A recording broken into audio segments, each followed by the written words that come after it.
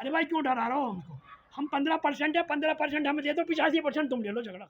हम बराबर के टैक्स पेयर हैं। हमारी तादाद के एतबार से पुलिस में आदमी होने चाहिए, हमारी तादाद के एतबार से MP MLA होने चाहिए। हैं? ये कोई हम भीख थोड़ी मांग रहे हैं। इस मुल्क का हर काम हम कर रहे हैं।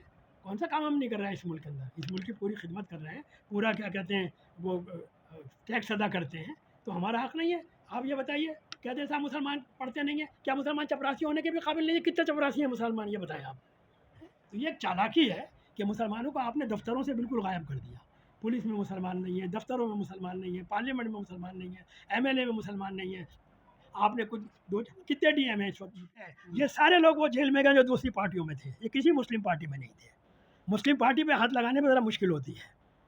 ये कौन थे? जितने मैं नाम नहीं लेना चाहता, जितने लोग जेल में गए हैं किसी मुस्लिम पार्टी में नहीं थे, ये सब नॉन मुस्लिम पार्टियों में थे। उन्हें मालूम था ये फॉलोवर हैं, उन्हें मालूम था कि हमें अगर अखिलेश से मामला तय हो गया, बात खत्म हुई, आजम खां को जेल में डाल दो। मुदस्सिर और आप देख रहे हैं हिंदराज.com, खबर वही जो आपके लिए सही। आज हमारे साथ प्रोफेसर बशीर अहमद साहब मौजूद हैं। अपने स्टूडेंट के दौरान में प्रेसिडेंट थे हमूसू के, और साथ में अपने ज़िंदगी में कई MLA MP का चुनाव लड़ा उन्होंने, और भारतीय राजनीति के काफ़ी जानकार हैं। हम इनसे जानने की कोशिश करेंगे आज़ाद हिंदुस्तान में सियासत को लेकर मुसलमान कितना आज़ाद है, क्योंकि आपने कभी कभार बीच बीच में RSS और मोहन भागवत के आइडियोलॉजी पे लगातार आपने टिप्पणी भी कर। जहाँ तक हिंदुस्तान के मुसलमानों का ताल्लुक़ है, एक बात मैं ये कहना चाहता हूँ कि इतनी बड़ी तादाद है कि 20-25 करोड़ के करीब लोग हैं पूरे हिंदुस्तान के अंदर, और इनकी अपनी कोई सियासी जमात नहीं है। आज मुख्तलिफ छोटी छोटी पटेलों की है, कश्यपों की है, हरिजनों की है, जाने कितनी पार्टियाँ हैं, उनके आपके ब्राह्मणों की है, बनियों की हैं, मुख्तलिफ हैं, और सबकी बात सुनी जाती है। डेमोक्रेसी के अंदर और जमहूरियत के अंदर सारा मामला सियासी जमातों का है। जब तक हमारी अपनी कोई सियासी जमात नहीं होगी, हमारी बात नहीं सुनी जाएगी। अब एक मिसाल देना चाहता हूँ जो आज हमारी हालत है हिंदुस्तान के अंदर मुसलमानों की, इसकी वजह क्या है? आज़ादी के फ़ौरन बाद लखनऊ के अंदर हमारे मौलाना अबुल कलाम आज़ाद साहब ने मीटिंग बुलाई सन 47 में, और उसके बाद आज़ाद हो गया था मुल्क। उन्होंने मीटिंग बुला के ये कहा कि अब चूँकि मुल्क आज़ाद हो गया है, लिहाजा मुसलमानों की अपनी सियासी जमात नहीं होनी चाहिए, और अब हमें सेकुलर जमातों में चला जाना चाहिए। जमातें कौन सी थी उस ज़माने में? कांग्रेस और या कम्युनिस्ट पार्टी थी, और या वो थी क्या नाम है, या हिंदू महासभा। तो मुसलमान जो है ज़्यादातर कांग्रेस में चले गए, थोड़े बहुत कोई कोई इक्का दुक्का कम्युनिस्ट। वही फ़लसफ़ा चला आ रहा है मुस्तकिल, कि मुसलमानों के दिमाग में यह है कि अपना लीडर ना हो, और चुनाचे हम क्या करते चले आ रहे हैं? नेहरू जी को लीडर माना, उसके बाद हमने क्या कहते हैं इंदिरा गांधी को लीडर माना, उसके बाद राजीव गांधी को लीडर माना, उसके बाद अब राहुल गांधी को लीडर मान रहे हैं। तो ये इसी तरीके से आप देखिए, मुलायम सिंह को लीडर पहले चौधरी चरण सिंह को लीडर माना, उसके बाद मुलायम सिंह को लीडर माना, जैन चौधरी को लीडर माना, अब उसके बाद आप ये देखिए, ये जो हैं क्या कहते हैं उनके अखिलेश यादव हैं, उसके साथ शिवपाल यादव हैं, डिम्पल यादव हैं, धर्मेंद्र यादव हैं, गोपाल यादव हैं। तो ये सारे के सारे लीडर हैं और हम सब फॉलोवर हैं। मैं एक बात बिल्कुल साफ कहना चाहता हूँ, ये जो लोग कहते हैं कि मौलाना आज़ाद मुसलमानों के लीडर थे, लीडर मुसलमानों के जो उस वक्त वो कांग्रेस के मुसलमानों के लीडर थे, और वो फॉलोवर थे गांधी जी के। तो लीडर कौन हुआ? गांधी जी हुए या मौलाना आज़ाद हुए? तो ये जो सबक सिखाया है कि मुसलमानों का लीडर वो होगा जो किसी गैर मुस्लिम को लीडर मानेगा, यही एक चक्कर है जिसमें हम पड़े हुए हैं। नतीजा ये है कि हम कभी कहते हैं कि देश का लीडर कैसा हो, मायावती जैसी लीडर जैसा हो, कभी कहेंगे कैसा लीडर हो, राहुल गांधी जैसा लीडर हो, जहाँ जहाँ हमें अखिलेश यादव जैसा लीडर हो। तो हमने ये तय कर रखा है मुसलमानों ने कि लीडर जो है हमारा कोई गैर मुस्लिम होगा, और हम सब उसके फॉलोवर होंगे, और लीडर मुसलमानों का कौन होगा वो तय करेंगे। वो जिसे टिकट दे देंगे वो मुसलमानों का लीडर हो जाएगा। तो जब तक ये बात ख़त्म नहीं होगी, मुसलमान जो है तरक्की नहीं कर सकते। उसकी एक मिसाल देता हूँ, लखनऊ उसी ज़माने में आज़ादी जब हुई, उसी ज़माने में आप सोचिए 1947 में मुस्लिम लीग को बाकी रखना हंसी खेल नहीं था। आज ये कह रहे हैं पाकिस्तान चले जाओ। सन 47 में जब ट्रेनें कट कर आ रही थी और पाकिस्तान नया नया बना था, यहाँ पर रिफ्यूजीज़ वहाँ से आ रहे थे, यहाँ के लोग वहाँ जा रहे थे और फिसादात हो रहे थे, उस वक्त मुस्लिम लीग को बाकी रखना हंसी खेल नहीं था। उस वक्त तमिलनाडु नहीं था, बल्कि मद्रास प्रेसिडेंसी बहुत बड़ा सूबा था। उसके अंदर इस्माइल साहब ने चेन्नई में मद्रास में बैठ के तय किया मुस्लिम लीग बाकी रखेंगे। मामूली बात नहीं थी, उन्होंने उस ज़माने मुस्लिम लीग को बाकी रखा, और नतीजा क्या हुआ कि आज जो लोग कहते हैं कि बाबा साहब का दस्तूर, आज से 35-40 साल पहले कोई नहीं कहता था बाबा साहब का दस्तूर। अम्बेडकर साहब जो थे वो उसके कन्वीनर थे, जो कमेटी बनी थी। लेकिन जो दस्तूर बना है उसमें कॉन्स्टिट्यूंट असेंबली में कई महीनों तक बहस हुई है एक एक चीज़ पे, और तब जाके वो दस्तूर बना है। और वो दस्तूर हाथ का लिखा हुआ है, उसमें नेहरू के भी दस्तखत हैं, उसमें मौलाना आज़ाद के भी दस्तखत हैं, उसमें अम्बेडकर भी दस्तखत हैं, पटेल के भी दस्तखत हैं, और उसमें साथ साथ इस्माइल साहब के भी दस्तखत हैं, जो इंडियन मुस्लिम लीग के सदर थे। ये अल्लाह ने दिखाया। तो दस्तूर के बनाने वालों में खुद मुस्लिम लीग के सदर के दस्तखत मौजूद हैं। तो लेकिन क्या है, जब से मायावती की पार्टी बन गई काशीराम की बहुजन, अब सब ने कहना शुरू कर दिया बाबा साहब बाबा साहब। उससे पहले कोई नहीं कहता था बाबा साहब। सियासत इसे कहते हैं। मैं मेरठ का रहने वाला हूँ, क्या कहते हैं, मेरा वतन मेरठ ज़िले के अंदर, गाँवों के अंदर उस ज़माने में छपरौली में, इधर बागपत वगैरह, ये अलहदा ज़िला नहीं बने थे तब ये हालत थी कि बेचारे जो ये हरिजन लोग हैं, ये जिनको जाटव कहते हैं, ये लोग बेचारे जो हैं ये वोट नहीं डाल सकते थे। सुबह को वहाँ के जो आला जात के लोग थे, जाट वगैरह, वो वोट डाल देते थे। इनसे कहते जाओ तुम्हारे वोट पड़ गए, और जाओ जाके घास घास काट लो आज खेत में। इनकी हिम्मत नहीं थी जो ये कहते कि साहब हमारा वोट कैसे पड़ गया। जैसे ही पार्टी बनी, आज किसी एक दलित का वोट आप नहीं रोक सकते। ये पॉलिटिकल पावर होती है। तो जब पॉलिटिकल पावर आपके हाथ में आ जाएगी, आज हर आदमी कैशव के पीछे लग रहा है, पल्लवी पटेल के पीछे लग रहा है, कोई आदमी कितनी, मैं अगर पार्टियाँ गिनाऊँ आपको, 20 पार्टियाँ हैं। एनडीए में कितनी पार्टियाँ हैं, छोटी छोटी, हर जात की पार्टी है। और लेकिन मुसलमानों की अपनी कोई पार्टी नहीं है। तो उसका फ़ायदा क्या हुआ, अल्लाह की मदद आई। इस्माइल साहब के ज़माने में केरला बन गया, उस वक्त तक केरला नहीं था। और नतीजा क्या हुआ कि अब केरला के अंदर मुस्लिम लीग जो है एक बड़ी ताकत बन गई, मुसलमान ताकत बन गए। और ये लोग जो कह रहे हैं कि तब केरला के मुसलमानों ने बड़ी तरक्की की है, वो इस वजह से की है कि वो 85 साल से हुकूमत कर रहे हैं, हुकूमत में शामिल हैं। इस वजह से वहाँ तो तालीम भी है, वहाँ पे इकोनॉमिक कंडीशन भी अच्छी है। इस्माइल साहब कहते थे कि ये जो है पॉलिटिकल पावर, ये जो है आपकी, ये मास्टर की है। अगर आपके हाथ में पॉलिटिकल पावर होगी तो आपका डेवलपमेंट भी हो जाएगा, इकोनॉमिक कंडीशन भी अच्छी हो जाएगी, नौकरियां भी मिल जाएंगी, सब काम खुद हो जाएंगे ऑटोमेटिकली, बशर्ते कि पॉलिटिकल पावर आपके हाथ में हो। तो आज मुस्लिम लीग केरला के अंदर जो बनी, आज वहाँ नेशनल लीग है, और नेशनल लीग जो है हुकूमत के अंदर शामिल है। जो इस वक्त गवर्नमेंट है उनकी, क्या नाम है आपके, सीपीएम की, उसके अंदर बाकायदा एलडीएफ के अंदर उनका मिनिस्टर था नेशनल लीग का, और वो बाकायदा शामिल है उसके अंदर। बंगाल के अंदर पैठ कर रखा है कांग्रेस और उसने, सीपीएम ने नेशनल लीग के साथ। मुस्लिम लीग के साथ पैठ कर रखा है केरला के अंदर कांग्रेस ने। मैं आपके सामने बैठा हुआ हूँ। नौजवानी में हमने डॉक्टर फरीदी के साथ बहुत पहले 69 में इलेक्शन लड़ा था मुस्लिम मजलिस से, और उस वक्त हमें 23,500 वोट मिले थे इत्तेफाक मेरठ से। उस ज़माने में 16-17 हज़ार पे एमएलए हो जाता था। तो उन्होंने बेईमानी कर से 100-150 वोटों से हमें हरा दिया। लेकिन एक हंगामा हो गया कि हमें 23,500 वोट मिले, और हम अलीगढ़ मूवमेंट में हम लोग जेल गए थे, रस्टिकेट हुए थे। जब अलियावर जंग और आजहानी, मोहम्मद अली करीम भाई छागला, एजुकेशन मिनिस्टर, उसने कहा था अलीगढ़ के नाम से मुस्लिम हटना चाहिए, और उसने अलियावर जंग साहब को बुलाया हैदराबाद से, तैयब जी को हटा दिया वहाँ से। और वो चाहते थे कि जिस तरह उस्मानिया का कैरेक्टर तब्दील किया, अलीगढ़ का भी तब्दील कर दिया। नतीजा ये हुआ कि उन्होंने एडमिशन पॉलिसी में 75% इंटरनल का कोटा 50% किया, और एजुटेशन चला। मैं एक्स प्रेसिडेंट था, हम लोग रस्टिकेट हुए, जेल गए, गोलियां चली, और उसके बाद वो मूवमेंट चला। लेकिन उसका फ़ायदा ये हुआ, अल्हम्दुलिल्लाह अलीगढ़ बच गया। छागला साहब जब मरे तो उनकी वसीयत ये निकली कि मुझे जलाया जाए। मुझे कुछ पता नहीं कौन से मुसलमान लीडरों का मरने के बाद पता चलेगा कि उनकी वसीयत निकलेगी कि मुझे जलाया जाए आज के टाइम। तो जलाए गए वो, और मैं उसी यूनिवर्सिटी में 13 साल बाद गया वापस, वहाँ से पीएचडी की, वहाँ पढ़ाया मैंने, लेक्चरर बना, जामिया हमदर्द में आ गया, यहाँ रीडर बन गया, प्रोफेसर बन गया, dean students welfare, proctor, provost, सब कुछ यहाँ रहा। फिर अल्लाह मियाँ ने इंदिरा गांधी नेशनल यूनिवर्सिटी में प्रो वाइस चांसलर बनवा दिया। तो हमने जब मुस्लिम लीग यहाँ पे बनाई उस ज़माने में, तो 69 में ही बना ली थी हमने। यहाँ यूपी, दिल्ली, राजस्थान, यहाँ पे कोई मुस्लिम लीग थी ही नहीं। अल्हम्दुलिल्लाह ये मेरे हाथों की बनाई हुई है। किसी से पूछ लीजिए कि who is the founder of Muslim league after independence in north India, तो वो मेरा नाम है। हमने दिल्ली के अंदर मेरी ननियाली, यहाँ घर पे बनाई, मेरठ के अंदर हमारे घर है, वहाँ बनाई। और अल्लाह का शुक्र है, इस्माइल साहब बहुत खुश थे। एक दफ़ा ईद की नमाज़ हम मेरठ में पढ़ी, अपने घर की बजाय मेरठ आए, हमारे साथ ईद मनाई उन्होंने, और बहुत मोहब्बत करते थे। एक बात कहना चाहता हूँ, वो ये है कि केरला के अंदर आज मुझसे एक दफ़ा प्रेस कॉन्फ्रेंस के अंदर किसी ने ये पूछा कि बशीर साहब ये बताइए, आपने यहाँ मुस्लिम लीग बनाई थी, आज आप मुस्लिम लीग में क्यों नहीं हैं?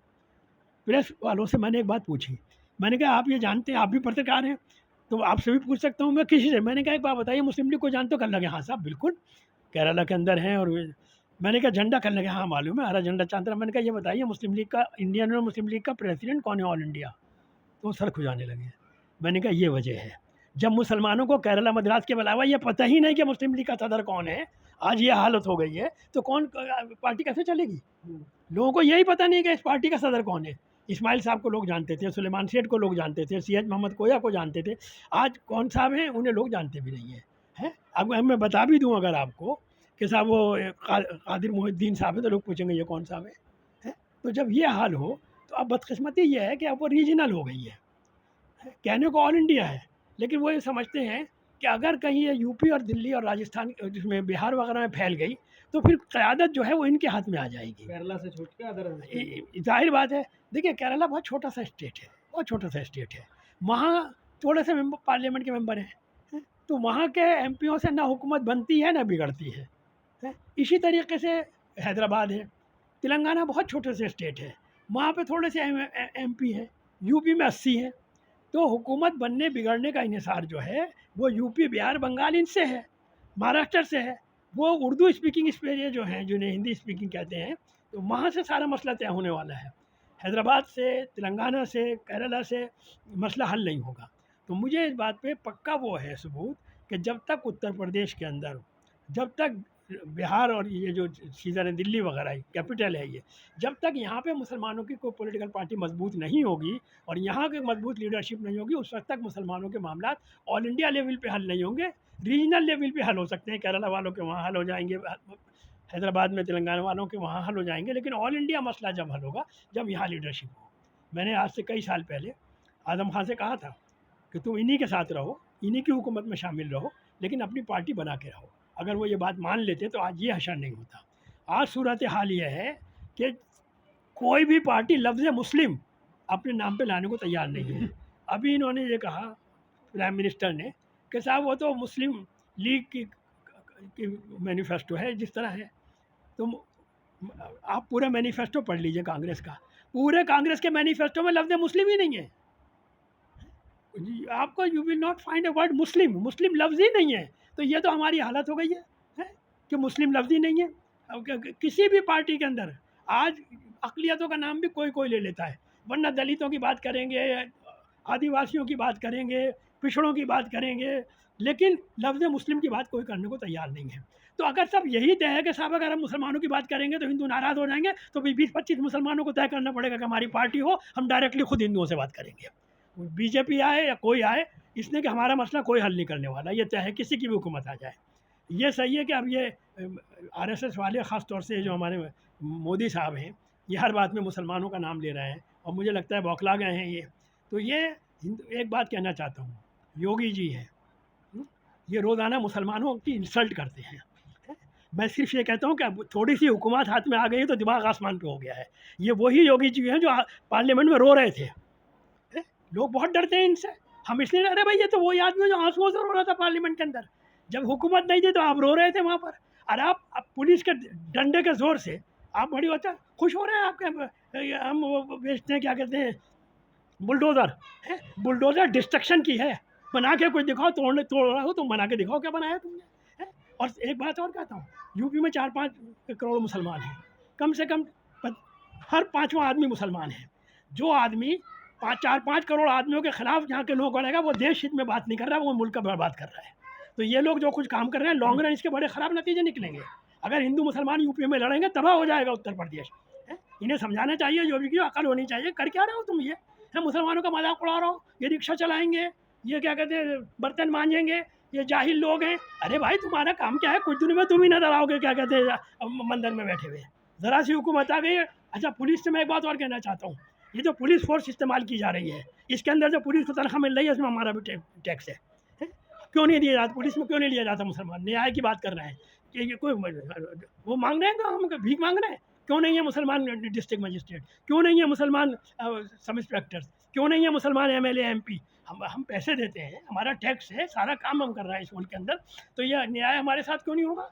कहते हैं तुष्टिकरण, ये तुष्टिकरण है कि आपने हाशिमपुरा से 50-45 लड़कों को लेकर गोली मार के आपने उन्हें नहर में डाल दिया, तुष्टिकरण है।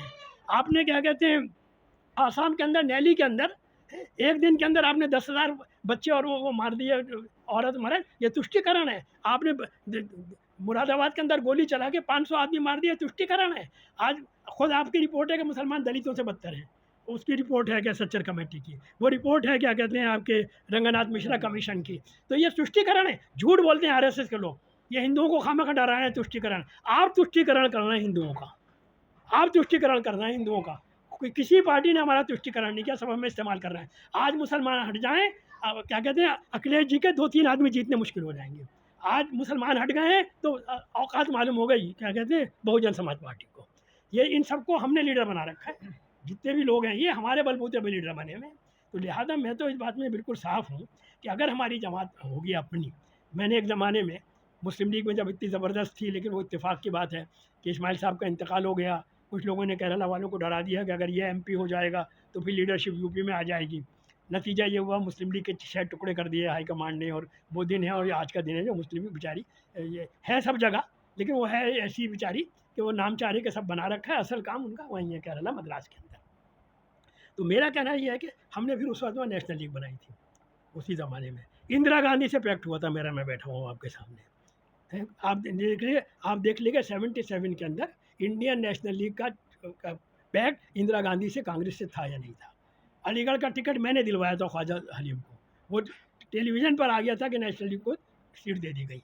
तो ज़रा सा हमने काम किया था, उस वक्त तो हमने रजिस्ट्रेशन भी नहीं कराया था पार्टी का, नई नई पार्टी बनाई थी, उन्होंने कुछ नहीं बोला, सिर्फ उन्होंने देखा बशीर अहमद प्रेसिडेंट है और हमारा असर था उस ज़माने में। इंदिरा गांधी ने पैक्ट किया उससे, समझे।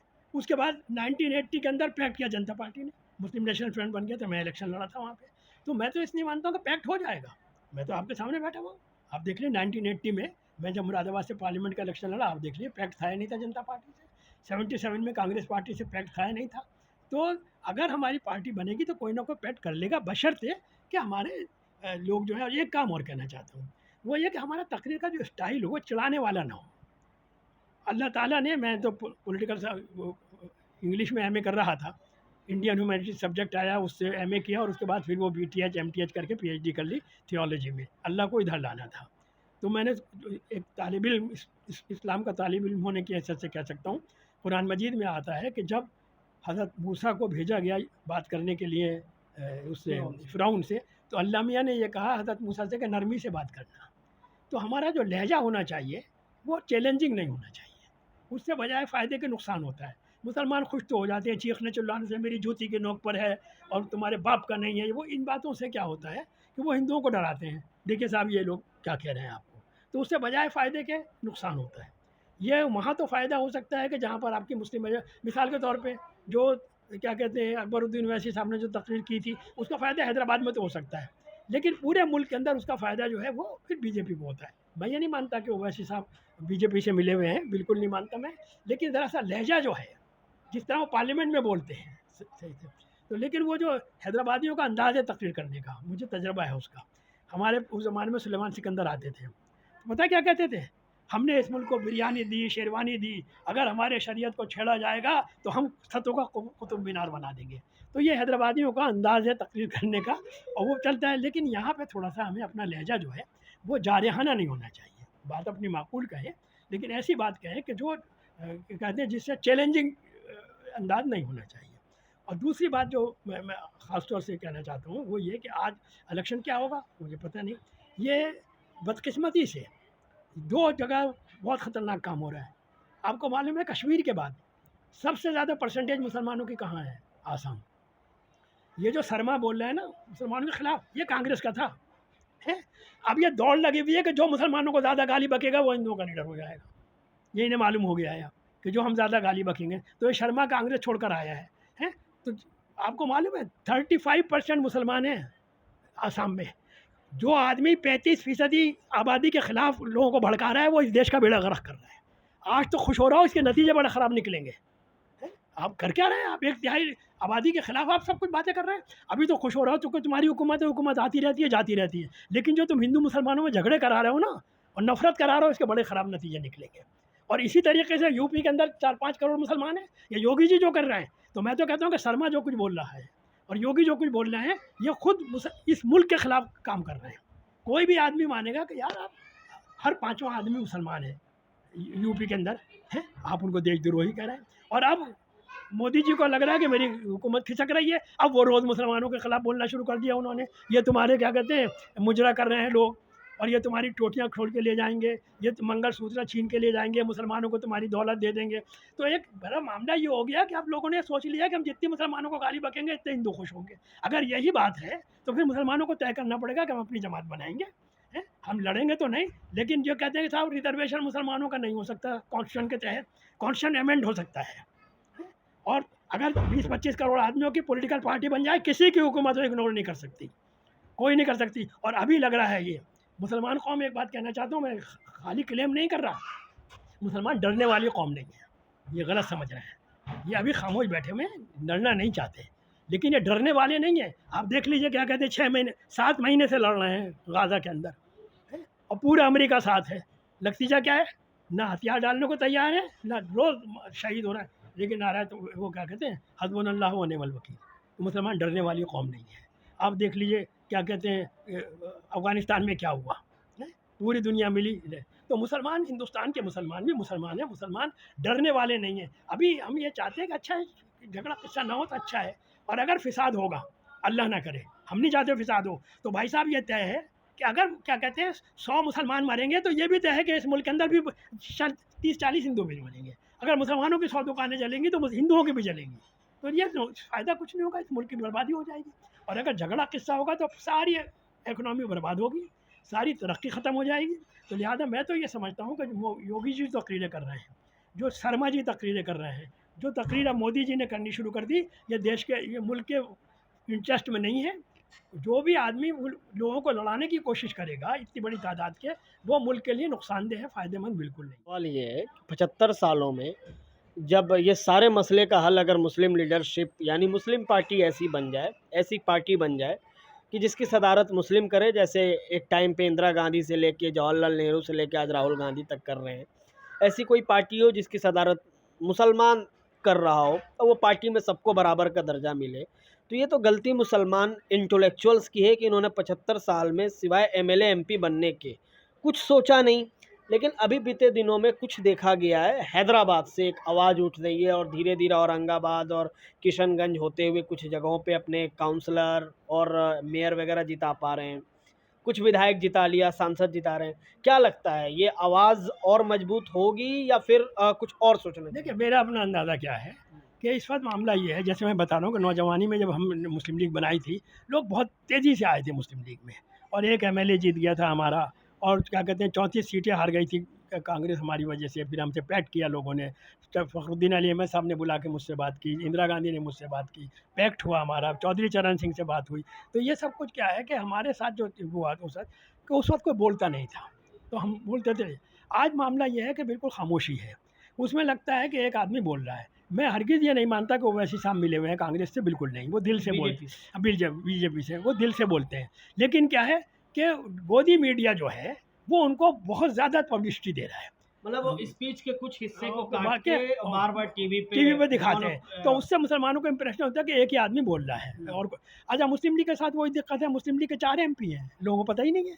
2 एमपी लोकसभा के अंदर हैं, क्योंकि वो हिंदी लैंग्वेज हाँ, नहीं अच्छा, जानते, तो उर्दू हाँ, लैंग्वेज। तो 2 एमपी लोकसभा के वहाँ से हैं, क्या नाम है, केरला से। 1 एमपी लोकसभा से तमिलनाडु से, एक राज्यसभा में एमपी है, क्या कहते हैं, केरला से। और मुस्लिम लीग की वजह से ही जीतते हैं, वायनाड से ही है, वरना जीत नहीं सकते थे ये, क्या कहते हैं, आपके राहुल गांधी। तो मामला क्या कहने का जो है वो ये कि ये जो हमारे जो एमपी एमएलए बनते हैं दूसरी पार्टियों के, इनका सिर्फ एक मकसद होता है कि जो हमारा ऊपर का लीडर है वो खामोश खुश रहे, ताकि हमारा टिकट ना कट जाए। ये इस चक्कर में रहते हैं, यार हमारा टिकट ना काट दें कोई। तो लिहाजा इनका सिर्फ मकसद ये होता है कि ऊपर के जो लीडर हैं उनको खुश रखें। और वो क्यों चाहेंगे कि साहब उनको मुस्लिम लीडरशिप एमर्ज हो, है? उन्हें भी चाहिए कि हर आदमी ये चाहता है कि हाथ उठाने वाले चाहिए उन्हें किसी को कोई इंटरेस्टेड नहीं है कि मुसलमानों की कोई अपनी लीडरशिप एमर्ज हो, कोई नहीं चाहता। आज ओवैसी साहब का मामला ये है कि गोदी मीडिया जो है वो उनकी चीज़ों को दिखा के वो ये हिंदुओं को डराते हैं कि देखो साहब ओवैसी ये बोल रहे हैं, तो उससे वो फ़ायदा पहुंचाना चाहते हैं बीजेपी को डराना चाहते हैं हिंदू को बीजेपी वाले, और गोदी मीडिया उनको उछाल रहा है। और ख़ास तौर से मैं कहना चाहता हूँ, बहरहाल वो हमसे तो उम्र में भी बहुत छोटे हैं और ये सब कुछ, कि वो खुद कहते हैं, अब ये कहना नहीं चाहिए भाई, हैदराबाद थोड़ी है पूरा मुल्क। ओवैसी साहब का ये कहना कि मेरा छोटा भाई तो तोप है, अरे भैया मतलब कैसे तोप? 2 मिनट के अंदर क्या कहते हैं अकाल तख्त तोड़ दिया गया, टूटा पंजाब का अमृतसर करे हुए। अल्लाह हिफाजत में रखे इन लोगों को, ऐसी बातें नहीं करनी चाहिए। मैंने संभाल के रख रखा है, अल्लाह बचाने वाला अल्लाह है, अल्लाह इन्हें बचाए रखे, लेकिन ऐसे चैलेंज नहीं करने चाहिए।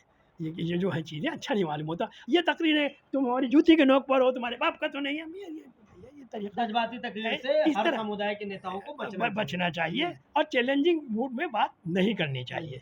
और उससे फ़ायदा जैसे आप बता रहे हैं, मैं ये मानता हूँ कि हैदराबाद के हालात दूसरे हैं। वो मेजॉरिटी एरिया है जहाँ से इनके 7 आदमी जीतते हैं, और प्लस एक स्टेट का अच्छा एक राजधानी स्टाइल। है। अच्छा, यहाँ मामला वो नहीं है, यूपी के अंदर और दूसरी जगहों पे, उत्तर प्रदेश के अंदर मुस्लिम मेजॉरिटी पार्लियामेंट की सीट शायद 2 होंगी, शायद 2। एक तो रामपुर है और शायद संभल और मुरादाबाद मुरादाबाद में मेजॉरिटी नहीं है, है नहीं 51% नहीं है, मतलब ये कि अच्छे वोट हैं, लेकिन मेजॉरिटी तो रामपुर में है और शायद संभल में है। बाकी जो है कहीं 50+। हाँ, कहीं पर 30% है, कहीं 35% है, 40%, ये है मामला। और तो हम उसके अंदर अगर हमारी अपनी जमात होगी तो यकीनन ज़्यादा एमएलए जीतेंगे, ज़्यादा एमपी जीतेंगे। और एक दफ़ा में मुसलमानों को एक बात तय करनी पड़ेगी, जैसे जाटों ने कर रखा है, वो कहते हैं हम तो हाथी पे मोहर लगाएंगे, जीते या हारे। तो मुसलमानों की जब कोई जमात बने और वो यूपी दिल्ली के अंदर, बिहार के अंदर, यहाँ पे जो Hindi speaking area, Urdu speaking area है, यहाँ पे जब अगर मजबूत हो जाएगी और ये तय कर लेंगे कि जीते या हारे हमें अपनी पार्टी को वोट देना है। लोग कहते हैं साहब खाली मुसलमानों से कैसे जीत जाएंगे, खाली जाटवों से कैसे जीत जाएंगे? जाटव वोट जब जेब में आ गए मायावती के, तो हर पार्टी टिकट लेने पहुँच गई। तो यही मामला क्या कहते हैं हमारी पार्टी का होगा। अब जैसे नेशनल, आप क्या कहेंगे जब मुसलमान अपनी बात करता है डेवलपमेंट की, जब अपनी जमात की बात करता है? एक तो सबसे बड़ा सवाल है कि 75 सालों में एक भी मुस्लिम सियासी पार्टी, एक ऐसी सियासी पार्टी मजबूत नहीं हो पाई जिसकी सदारत मुसलमान कर रहा हो 75 सालों में, जहां वो अपने डेवलपमेंट की बात कर सके। तो काहे का सेकुलरिज्म और कितना मजबूत कॉन्स्टिट्यूशन और उसका सेकुलरिज्म, पहला सवाल। दूसरा सवाल कि जब भी एक मुस्लिम फेस का कोई चेहरा आके बात करता है डेवलपमेंट की, तो वो पता नहीं कब किस चीज़ से जोड़ के उसे जेलों में डाल दिया जाए। तो आखिर क्या वजह है कि मतलब इस तरह से तोड़ ममोड़ दिया जाता है कि भाई तुम्हें लीडरशिप एमपी एमएलए बनना है, बन जाओ, लेकिन पार्टी सिस्टम जो भारत के अंदर है उस पार्टी सिस्टम के तहत नहीं है। बिल्कुल यही चाहते हैं। उनको डर ये लगता है कि अगर ये मुसलमान मुत्तहिद हो गए तो फिर ज़ाहिर बात है कि इनको इग्नोर नहीं किया जा सकता, नामुमकिन है। बदकिस्मती से हमारे यहाँ मामला जो, हम रिलीजियस इश्यूज़ पे तो लड़ते हैं, लेकिन रोटी रोज़ी के मसले पे नहीं लड़ते। मैं आपको एक मिसाल बताता हूँ। हमारा कांग्रेस से पैक्ट हुआ, उस ज़माने में चीफ मिनिस्टर थे नारायण दत्त तिवारी, हमारा उनसे पैक्ट हो गया कांग्रेस से। तो वो, अच्छा मैंने नेशनल लीग जब बनाई थी उसके बाद केरला वालों ने, अच्छा तो फिर हुआ ये कि जब हमने नेशनल लीग बनाई थी और फिर उस ज़माने में मुस्लिम लीग ने हमारी मुखालफत की, खुद तो कांग्रेस से पैट कर रखा था और हमने किया तो उसकी मुखालफत यहाँ की, तो हमने उसे ख़त्म कर दिया था। रजिस्ट्रेशन तब तक कराया भी नहीं था, एकदम इलेक्शन आ गया था। बाद में इब्राहिम सुलेमान सेठ साहब ने मुस्लिम लीग नेशनल लीग बनाई और उसके अंदर नेशनल लीग के अंदर उन्होंने क्या कहते हैं उनके एमएलए भी बने। और आज जो गवर्नमेंट है केरला के अंदर, उसके अंदर वो शामिल है, उनकी पार्टी क्या कहते हैं, मैं भी इस वक्त उसी से मुंसलिक हूँ। क्या कहते हैं, उसका वर्किंग प्रेसिडेंट बना रखा है, पार्लियामेंट्री बोर्ड का चेयरमैन बना रखा है, सुलेमान साहब जो हैं वो उसके सदर हैं। तो अगर वजह क्या हुई, वजह ये हुई कि हम इश्यूज़ क्या हैं। तो मैंने उन्होंने मुझसे एक बात कही जब पैक्ट हो गया उनसे, तो मुझसे कहने लगे बशीर साहब आप अपनी कौम को समझाइए। मैंने क्या हुआ, कहने लगे साहब ऐसा हुआ कि जब मैं चीफ मिनिस्टर बना तो जो मुसलमान थे हमारी कॉन्स्टिट्यूंसी के, उन्होंने ये कहा कि हम आपको एक रिसेप्शन देना चाहते हैं। तो कहने लगे, मैंने जाहिर बात है कबूल कर लिया। कहने लगे जब उन्होंने हमें रिसेप्शन दिया तो मैंने उनसे ये कहा कि भाई हम तुम्हें कोऑपरेटिव के लोन दिलवाएंगे, हम तुम्हें ट्रैक्टर के लिए लोन दिलवाएंगे, उर्दू में फार्म छपवा देंगे। मैंने सब बातें उनसे कही। अब कहने लगे पता है उन्होंने मुझसे क्या मुतालबा किया? मैंने क्या? कहने लगे उन्होंने मुझसे ये मुतालबा किया, वो हल्द्वानी की या जाने कहाँ की बात बता रहे थे, वहीं से खड़े थे, कि उन्होंने मुझसे ये मुतालबा किया कि चीफ मिनिस्टर साहब हमारी ईदगाह का रास्ता जो है गाँव का वो कच्चा है, इसे पक्का करा दीजिए। कहने लगे मैं सोचता रह गया कि एक ऐसी कौम है, आप ईदगाह साल में 2 दफ़ा 2-3 घंटे के लिए इस्तेमाल करते हैं। आपके लिए सबसे बड़ा मसला ये था कि ईदगाह की सड़क जो है वो, कहने लगे वो मैंने, वो भी चीफ मिनिस्टर। हाँ, कहने लगे चीफ मिनिस्टर थी, हम तक कहने लगे मैंने 1 हफ्ते में करा दी। तो कहने लगे आप ज़रा समझाइए अपनी कौम को कि ये अपने जो सोशो इकोनॉमिक मामलात हैं, डेवलपमेंट है, उसकी तरफ इनका ख्याल क्यों नहीं जाता। तो ये हमारी प्रॉब्लम है कि हम ऐसी बातों पे तो लगते हैं, लेकिन हम ये नहीं देखते कि भैया तमाम दफ्तरों से सफाया कर दिया गया है हमारा, आप जाके देख लीजिए। सवाल ये भी है ना, जब मुस्लिम डेवलपमेंट की कोई बात करता है कि भारत के जब डेवलपमेंट में मुस्लिम फेस कोई अपनी बात लेकर आता है कि भाई भारत का डेवलपमेंट ऐसे होना चाहिए, पता नहीं वो कब जेल में डाल दिया जाए किसी ना किसी अलग अलग देखिए मुकदमे मैं में। एक बात और बताऊँ तो आपको। ये भी तो दिक्कत नहीं, है नहीं। कि जो वो जहनीत है नहीं, नहीं, मैं वो बताऊँ। मुस्लिम समाज के साथ नहीं, तो रहता ही नहीं है, वो नहीं, तो सब जेल में होता है। नहीं है, ये सारे लोग वो जेल में गए जो दूसरी पार्टियों में थे, ये किसी मुस्लिम पार्टी में नहीं थे। मुस्लिम पार्टी पे हाथ लगाने में ज़रा मुश्किल होती है? ये कौन थे जितने, मैं नाम नहीं लेना चाहता, जितने लोग जेल में गए हैं किसी मुस्लिम पार्टी में नहीं थे, ये सब नॉन मुस्लिम पार्टियों में थे। उन्हें मालूम था ये फॉलोवर हैं, उन्हें मालूम था कि हमें अगर अखिलेश से मामला तय हो गया, बात ख़त्म हुई, आजम खां को जेल में डाल दो, अखिलेश साहब ने कोई रिएक्शन दिया है? तो ये अगर इनकी अपनी पार्टी होती, हाँ, मुस्लिम लीग के लोग कितने लोग जेल में गए, नेशनल लीग के लोग कितने जेल में गए, कितने लोग क्या कहते हैं जेल में गए बदरुद्दीन अजमल के, कितने लोग जेल में गए क्या नाम है आपके ओवैसी साहब के। अपनी पार्टी के लोग नहीं जाते, वो उन्हें मालूम है कि ये लीडर नहीं है तो फॉलोवर हैं, इनको जेल में भेज दो, इनके ऊपर के लीडरों से बात कर लो। तो जितने लोग आप कह रहे हैं बदकिस्मती से अगर ये लोग अपनी पार्टी बनाते तो ये हाल नहीं होता। ये सब किसी न किसी दूसरी पार्टी में थे, और जिसका नतीजा देखा जब इन पे लेकिन इन लोगों ने काम किया ना, काम करने की वजह से जेल में नहीं, गए। देखिए काम किया, अगर अपनी पार्टी में रह के काम करते तो उनको डर होता, ये खुद लीडर होते। अब उन्हें ये मालूम था कि हम इनके खिलाफ कार्रवाई कर रहे हैं, ऊपर उन्होंने मामला तय कर लिया इनके लीडर से, तुम खामोश रहना, बस उन्हें मालूम है कुछ नहीं होगा ये रिएक्शन। तो मैं नाम ले रहा हूँ, ये जो मुसलमान पार्टियाँ हैं जो सचमुच की हैं, वैसे तो जानी कितनी सारी हैं, लेकिन जैसे मुस्लिम लीग है, नेशनल लीग है, आपके क्या कहते हैं इत्तेहादुल मुस्लिम, मजलिस इत्तेहादुल मुस्लिमीन है, आपके बदरुद्दीन अजमल साहब की पार्टी है, कितने लोग हैं, कितने लोग जेल में गए इनके, नहीं है। इसलिए कि फिर भी गवर्नमेंट समझती है इनकी अपनी पार्टी है, इनके अपने लीडर हैं। और जैसे मैं बता रहा हूँ अल्लाह की मदद आई, इस्माइल साहब ने पार्टी बाकी रखी, केरला बन गया, आज वहाँ फोर्स है। पहले आंध्रा था, उस वक्त तक ओवैसी साहब की ज़्यादा हैसियत नहीं थी, कहते थे अरे कुछ नहीं है, कुछ मोहल्लों की पार्टी है, लेकिन तेलंगाना छोटा सा बन गया, आज उनके हाथ में बैलेंस ऑफ पावर है। ये अल्लाह की मदद है, आपने अपनी पार्टी बनाई, आज तेलंगाना के अंदर आप एक फोर्स है, nobody can ignore him in Telangana, nobody can ignore Muslims in Kerala. तो इसी तरीके से एक वक्त आएगा इंशाअल्लाह कि यूपी के मुसलमान, दिल्ली के मुसलमान, बिहार के मुसलमान, या आपके बंगाल और आसाम के मुसलमान, इन्हें कोई इग्नोर कर नहीं सकेगा। और आज लोग समझने लगे हैं, आज लोग ये कह रहे हैं कि कोई हिंदू लीडर जो है नाम ही नहीं लेता मुसलमानों का डर के मारे। आप बताइए किसी के कब, ये बेचारी कभी कभी कह देती है, और मैं इसकी कदर करता हूँ इस बात की, कि प्रियंका गांधी ये ज़रूर कहती है कि भाई ये मोदी जी हिंदू मुसलमान हिंदू मुसलमान हिंदू मुसलमान करते रहते हैं, और राहुल गांधी की कदर ये है, वाहिद आदमी है जो आरएसएस को सामने से अटैक कर रहा है। लेकिन उन्हीं की सरकार में आरएसएस सबसे ज़्यादा बड़ी भी तो है। नहीं, वो तो देखिए मैं बताऊं क्या हुआ, बदकिस्मती ये हुई कि लोग ये समझते थे, फिसाद कराते थे आरएसएस बीजेपी वाले, और गवर्नमेंट जो है उन पर एक्शन नहीं लेती थी, मुसलमान ही मारे जाते थे, मुसलमान ही लूटे जाते थे, मुसलमान ही पकड़े जाते थे, और उससे होता था कि डर के मारे मुसलमान कांग्रेस को वोट देते थे। ब्राह्मणों की पार्टी थी, और वोट बैंक जिसे कहते हैं वो वोट बैंक था मुसलमानों का और हरिजनों का। जब से वो बाबरी मस्जिद शहीद हुई है, ये खुदा की वो है, क्या कहते हैं सदा, कांग्रेस उसी दिन से आउट ऑफ पावर है।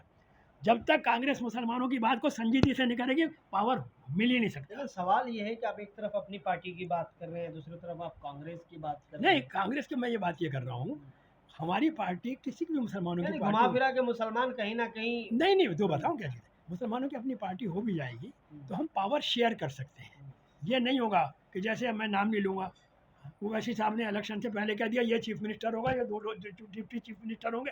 अरे भाई आपका एक एमएलए नहीं है और आप डिप्टी चीफ मिनिस्टर। ओवैसी साहब ने ये बात कब कही थी? इस इलेक्शन से पहले, असेंबली के इलेक्शन से पहले बाकायदा प्रेस कॉन्फ्रेंस करके कहा था उन्होंने कि क्या कहते हैं, जब उन्होंने पैट कर लिया था इनसे क्या कहते हैं कुशवाहा वगैरह से, तो प्रेस कॉन्फ्रेंस करके कहा था उन्होंने।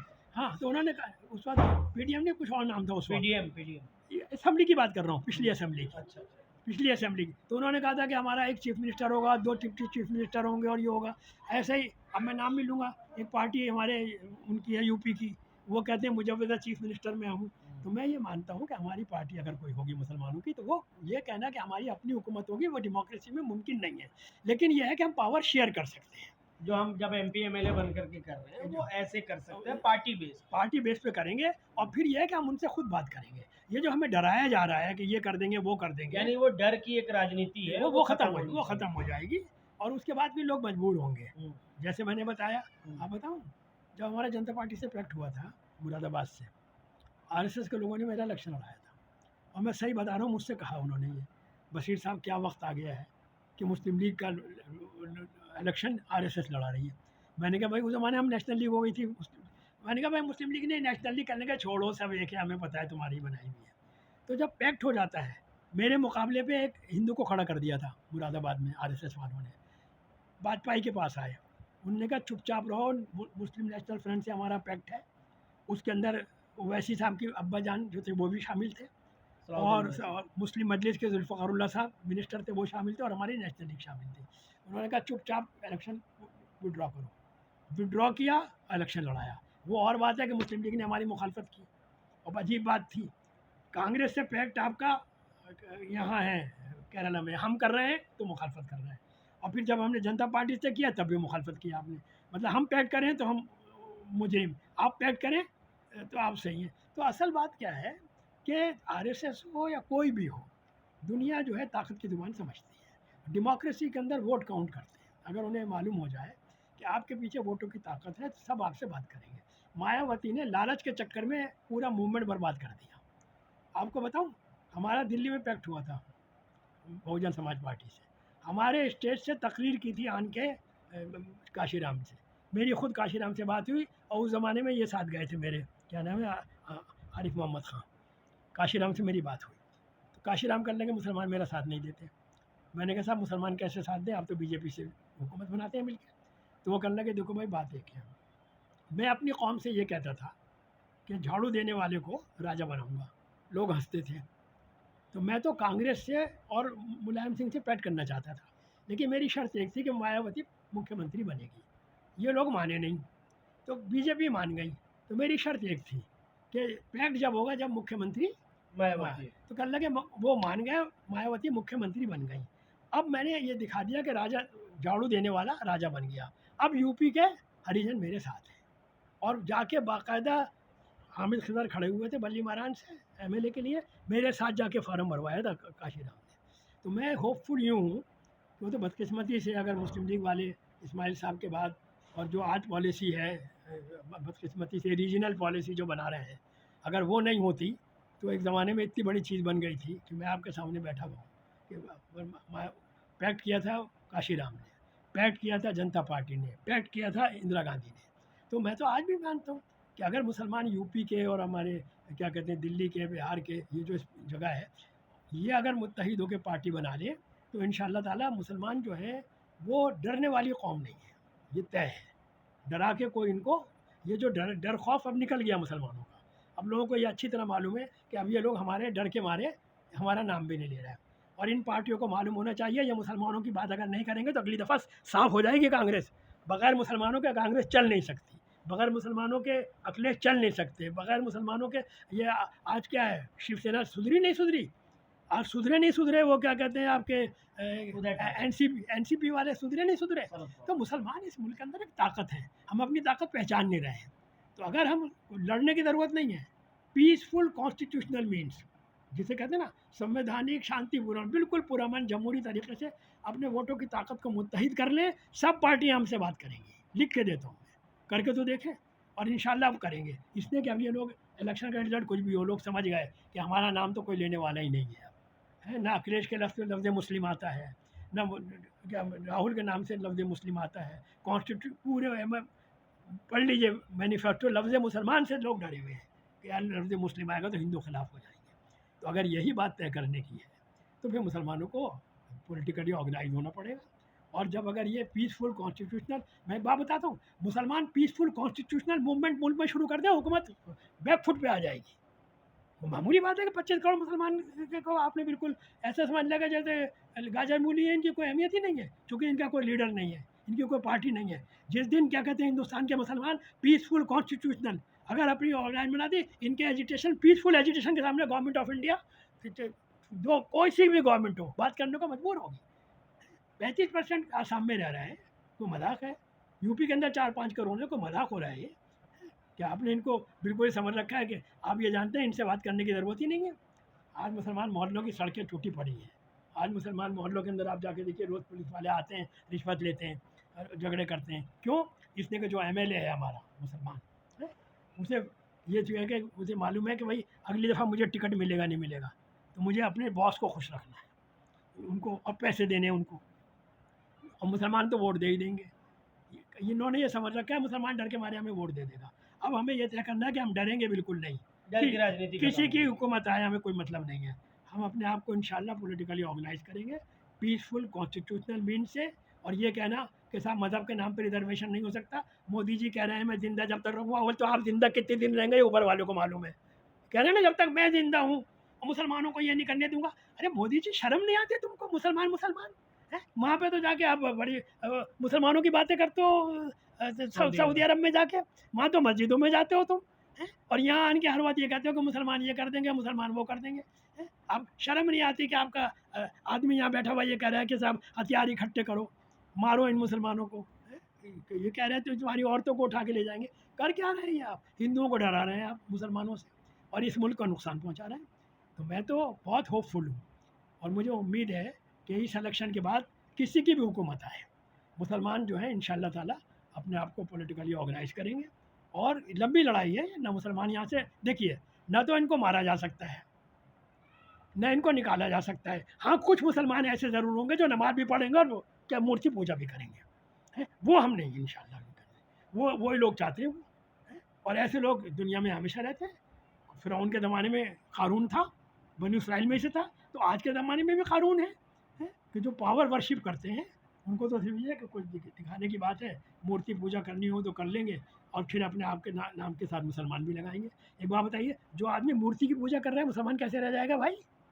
पहला मामले ला इलाहा है ना, ये ला इलाहा के मायने क्या है कि अल्लाह के सिवा कोई दूसरा माबूद ही नहीं है, हम किसी की इबादत नहीं करते, और आप मूर्ति की पूजा कर रहे हैं, हवन वो डालना है, क्या नाम है वो, घर में बुत को लेकर आ रहे हैं, तो मुसलमान कहाँ से रहे? ना मुसलमान होते उन्हें रहने दीजिए। जैसे मैंने बताया छागला जब बना, मोहम्मद अली करीम भाई छागला उम्र भर मुसलमान कहता रहा अपने आप को, मरने के बाद जलाया गया, उसकी वसीयत निकली। अल्लाह रहम करे, पता नहीं कितने मुसलमानों की अब वसीयत निकलेगी। आज हम इतने जलील कर दिए गए हैं, मैं नाम नहीं लेना चाहता। एक साहब थे बिहार में, है, उन्हें उनकी पार्टी ने राज्यसभा का मेंबर बना रखा था। अब उन्होंने उनको एमएलसी बना दिया, वो खुश है। यानी अब आपकी औकात ये रह गई है कि पहले आप राज्यसभा में थे, अब आपको एमएलसी बना दिया, आप तब भी खुश हैं आप। इसी तरीके से एक साहब यहाँ पे बिहार के, यहाँ पे सेंट्रल मिनिस्टर थे, अब उनको उन्होंने बिहार का मिनिस्टर जब बना दिया, वो उसमें भी खुश है। अब जो मुख्तार अब्बास नकवी उन्होंने किक करके बाहर निकाल दिया, अब तब भी खुश हैं। तो ये तो इन लोगों की औकात ही है। आज एक भी एमपी मुसलमान नहीं है बीजेपी में, और सबका साथ सबका विश्वास फ्रॉड है, बहुत बड़ा फ्रॉड है। और ये जो कुछ भी बोल रहे हैं मोदी जी और योगी जी और शर्मा, ये इस मुल्क के अंदर झगड़े कराने के काम कर रहे हैं, और इससे इस मुल्क की पूरी तरक्की रुकेगी। कर्फ्यू लगता है, सब पूरी दुनिया में बदनामी होगी। कुछ भी हो, कुर्बानी लाएगा नहीं जाती।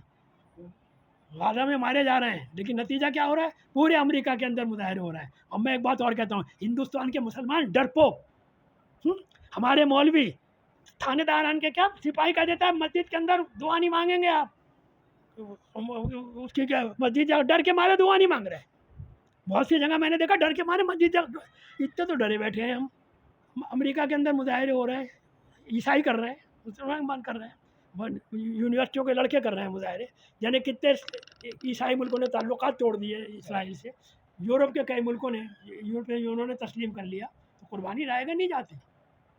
तो लिहाजा मैं तो अल्लाह से दुआ करता हूँ कि हम अमन चैन रहे इस मुल्क के अंदर। लेकिन इस मुल्क के अंदर हम बराबर के टैक्स पेयर हैं, हमारी तादाद के एतबार से पुलिस में आदमी होने चाहिए, हमारी तादाद के एतबार से MP MLA होने चाहिए, हैं? ये कोई हम भीख थोड़ी मांग रहे हैं, इस मुल्क का हर काम हम कर रहे हैं। कौन सा काम हम नहीं कर रहे हैं इस मुल्क के अंदर? इस मुल्क की पूरी खिदमत कर रहे हैं, पूरा क्या कहते हैं वो टैक्स अदा करते हैं, तो हमारा हक़ नहीं है? आप ये बताइए, कहते साहब मुसलमान पढ़ते नहीं हैं, क्या मुसलमान चपरासी होने के भी काबिल नहीं है? कितने चपरासी हैं मुसलमान, ये बताएं आप। तो ये एक चालाकी है कि मुसलमानों को आपने दफ्तरों से बिल्कुल गायब कर दिया। पुलिस में मुसलमान नहीं है, दफ्तरों में मुसलमान नहीं है, पार्लियामेंट में मुसलमान नहीं है, एमएलए में मुसलमान नहीं है। आपने कुछ दो कितने डीएम है इस वक्त यूपी के अंदर, तो ये आपने कर क्या रखा है ये। अच्छा, पुलिस के अंदर योगी जी से मैं बात करना चाहता हूँ, है आपको शर्म आनी चाहिए। यूपी के आप पुलिस के जरिए से आप बहादुर बने हुए हैं। आप कैसे कहते हैं मुसलमान रिक्शा चलाएंगे, मुसलमान बर्तन मांजेंगे, हैं? हम आपसे कहेंगे कल को जाके आप पूजा करेंगे और क्या करेंगे आप, ये कहते हैं। शर्म आनी चाहिए ऐसी। चीफ मिनिस्टर ये कह रहे हैं मुसलमान बर्तन मांजेंगे, मुसलमान रिक्शा चलाएंगे, ये कोई तरीका है ये। पाकिस्तान चले जाओ, है हम तो पाकिस्तान नहीं जाएंगे, आप जाएंगे क्या कहते हैं मंदिर में पूजा करने के लिए दोबारा। ये थोड़े दिन की हुकूमत है। मैं तो एक बात और कहता हूँ, 700 साल दिल्ली में हुकूमत की है, हमने ऐसी बातें किसी बादशाह ने नहीं की है। आपके दिमाग ख़राब हो गया, थोड़ी सी हुकूमत आई हो तो आप मुसलमानों को गालियाँ बक रहे हैं और क्या कहते हैं थ्रेट दे रहे हैं। वो शर्मा थ्रेट देता है रोज़ाना, मोदी जी डरा रहे हैं मुसलमानों को। तो मैं तो कहता हूँ कि आप हुकूमत के काबिल ही नहीं है। थोड़े से दिन की हुकूमत आई है, पुलिस के जरिए से आप ये समझ रहे हैं कि जने क्या हो गया। आप मुसलमानों को ना यहाँ से निकाल सकते हैं, ना मार सकते हैं, ना हिंदू बना सकते हैं। या तो मुल्क के अंदर अमन चैन के साथ रहें, अगर आपस में लड़ाई झगड़ा होगा ये मुल्क तबाह हो जाएगा, सीधी सी बात। तो लिहाजा हम यही चाहते हैं कि अमन चैन के साथ रहें, एक दूसरे के खिलाफ प्रचार न करें, लड़ाई झगड़े की बात न करें, लेकिन बराबर का हक जो है, ताजा जिसकी जिसकी हिस्सेदारी उसकी इतनी भागीदारी। हमारे उसी एतबार से हमारे चपरासी होने चाहिए, उसी एतबार से हमारे पुलिस के आदमी होने चाहिए, उसी एतबार से हमारे डीएम होने चाहिए। और मैं एक बात और कहता हूँ, अरे भाई क्यों डरा रहा हो हमको, हम 15% है, 15% हमें दे दो, 85% तुम ले लो, झगड़ा खत्म होगा। क्या हर्ज है, 15% आप हमें दे दिए, 85% आप ले लीजिए। क्या क्या ले लीजिए, दे दीजिए, मतलब व्यवस्थाओं में जगह नहीं, गवर्नमेंट नौकरियों में, नौकरी, और सुन लीजिए एजुकेशन इंस्टीट्यूशंस में, है ये आप हमें क्या कहते हैं, मतलब भारतीय इंस्टीट्यूशन के अंदर सब जगह आप हमें आबादी के हिसाब से 15%। अच्छा, अलीगढ़ में तो कहते हैं ये कि साहब SC ST होना चाहिए। मैं ये पूछना चाहता हूँ, बनारस यूनिवर्सिटी में कितने % मुसलमान है, दिल्ली यूनिवर्सिटी में कितने % मुसलमान है। या तो आप सारे मुसलमानों को दे दीजिए वहाँ पर, फिर कहते हैं साहब ये पढ़ते नहीं है। जब आप इन्हें नौकरी नहीं देते तो बेचारे पढ़ते नहीं हैं। फिर आपने एक काम और कर दिया, पढ़े लिखे मुसलमानों को आप UAP में जेल में डाल देते हैं, उनको कह देते हैं ये टेररिस्ट है। तो ये आप जान के कर रहे हैं कि मुसलमान पढ़े लिखे जो है नौजवान, और नतीजा है कि लोग बाहर जा रहे हैं। और ये जो एंटी मुस्लिम प्रोपेगेंडा कर रहे हैं, ये हमेशा हुकूमतें जो अरब की हैं यही नहीं रहेंगी, यहाँ भी चेंज हो जाएगा, है कल को यही लोग आपके खिलाफ हो जाएंगे। आप समझ क्या रहे हैं, आज पूरी दुनिया में लोग मजाक उड़ा रहे हैं, जो मौजूद तकरीर कर रहे हैं।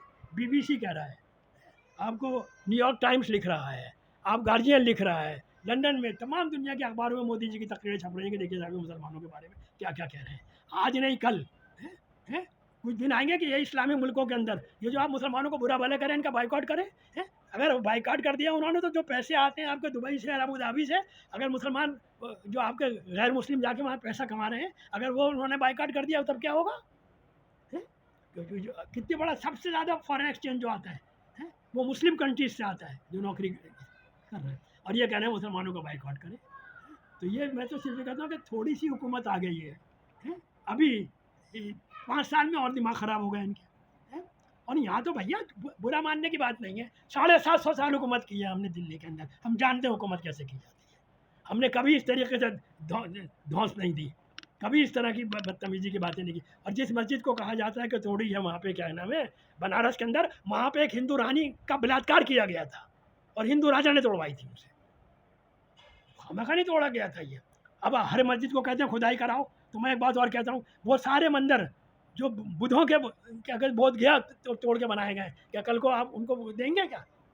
जितने जैन मंदिर तोड़े गए, जितने क्या बुद्ध गए हैं, आपने तमाम बुद्धों को निकाल के यहाँ से मार के भगाया नहीं भगाया, जो बेचारे दूसरे मुल्कों में गए हैं। लेकिन मुसलमान इंशाअल्लाह ताला भागने वाले नहीं हैं। और जिसे कहते हैं सोने की चिड़िया, वो सोने की चिड़िया जब भी थी जब वो मुसलमानों की हुकूमत थी यहाँ पर, है कोई तो बात थी, जो तमाम ईस्ट इंडिया कंपनियाँ आई थी, है पैसे क्यों आए थे कमाने, किसने को मालूम था? ईस्ट इंडिया के तमाम दुनिया के लोग आ रहे थे यहाँ पर। ईस्ट इंडिया कंपनी क्यों आई थी? इसलिए कि मुसलमानों के उस ज़माने में इंडिया की इकोनॉमिक पावर बहुत बड़ी थी।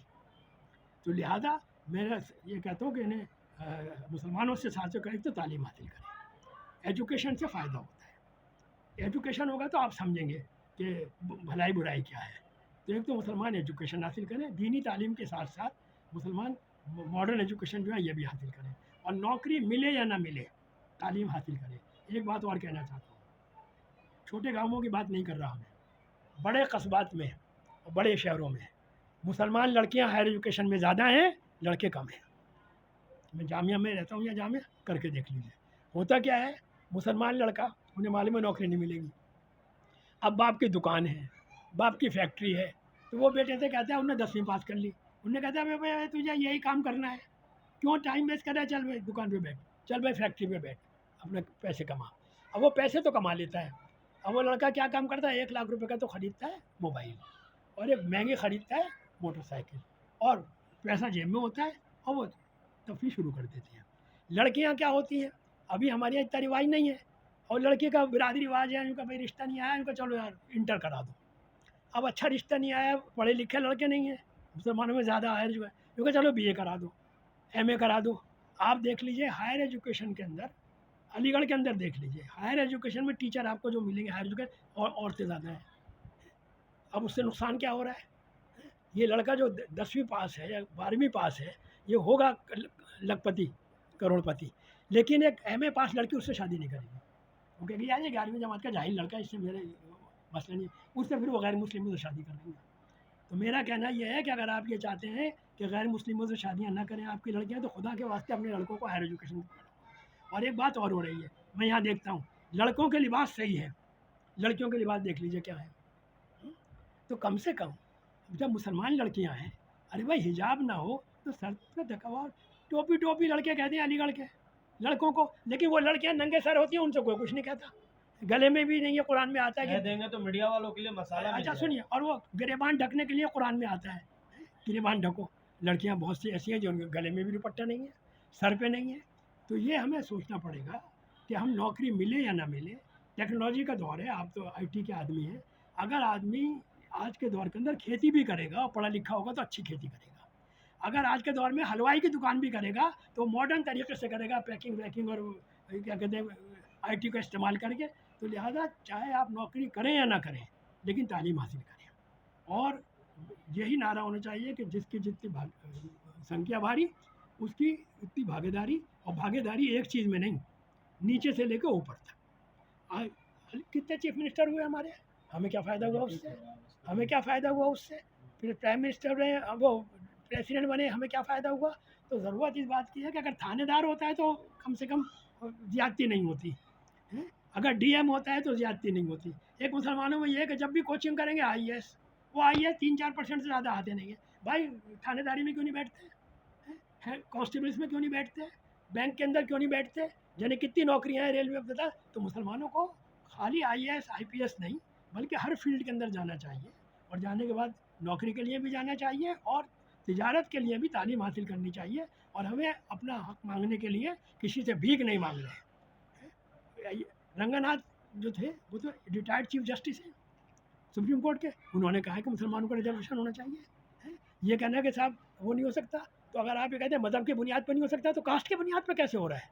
जब कास्ट की बुनियाद पर हो सकता है तो मज़हब की बुनियाद पर भी हो सकता है। कास्ट में भी कहाँ मिल रहा है, अगर कोई धोबी हाँ गैर मुस्लिम है तो उसे SC ST के तहत हाँ, अच्छा रिजर्वेशन मिल रही है, हाँ, अगर वही धोबी मुसलमान नहीं है, मुसलमान है, तो उसे रिजर्वेशन नहीं मिल रही है, तो धर्म तो आ ही गया तो बीच मैं में। मैं यही तो कर रहा हूँ, धर्म के नाम पे सब काम कर रहे हैं ये लोग, बहुत दिनों से हो रहा है। अब ये किस्सा ख़त्म होना चाहिए। एक बात और कहूँ, जो नई नस्ल सन 47 के बाद की, हमने नहीं देखा पाकिस्तान, हम इस मुल्क के अंदर पैदा हुए हैं, इस मुल्क के शहरी हैं, ये जाकर बराबर के हिस्सेदार हैं। ये कहना कि हम मुसलमानों के लिए ये कर देंगे, डरे नहीं, डर तक है हो, डर कौन रहा है आपसे भाई, हम तो लड़ना नहीं चाह रहे, क्या फ़ायदा मुल्क का झगड़ा किस्सा हो।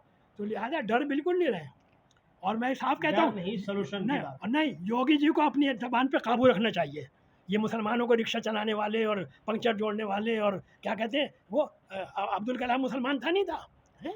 और जाने कितने साइंटिस्ट मुसलमान हैं, कितने बड़े बड़े इंडस्ट्रियलिस्ट हैं। अरे तुम आपने क्या किया है सिवाय क्या कहते हैं भगवा कपड़ा पहन के और वो कर रहे थे, क्या कहते हैं आप पुजारी थे, और उसके बाद आप चीफ मिनिस्टर बन गए।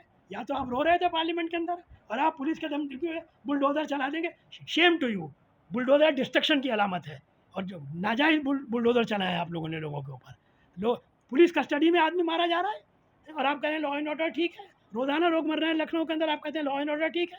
ये सब झूठा मामला है ये। और वो बकवास कर रहा है, क्या कहते हैं शर्मा, वो करता रहता है मैं यूँ कर दूंगा, मैं वो कर दूंगा। कुछ तुम क्या कर दोगे यार, कैसे कर दोगे।